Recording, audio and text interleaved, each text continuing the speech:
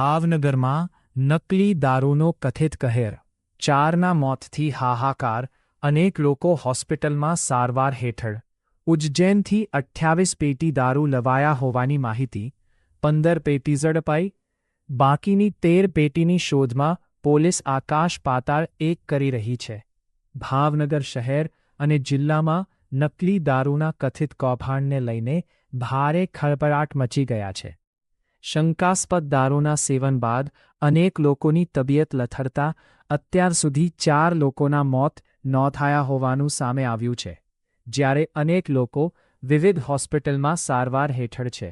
ઘટનાની ગંભીરતાને ધ્યાનમાં રાખીને રાજ્ય સરકાર હરકતમાં આવી ગઈ છે અને રાજ્યના નાયબ મુખ્યમંત્રીએ સમગ્ર મામલાની તપાસ સ્ટેટ મોનિટરિંગ સેલને સોંપી હોવાનું જાણવા મળે છે.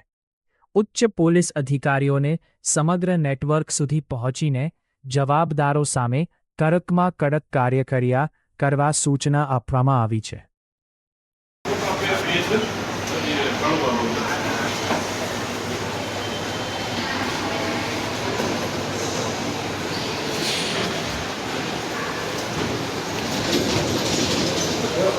Sure.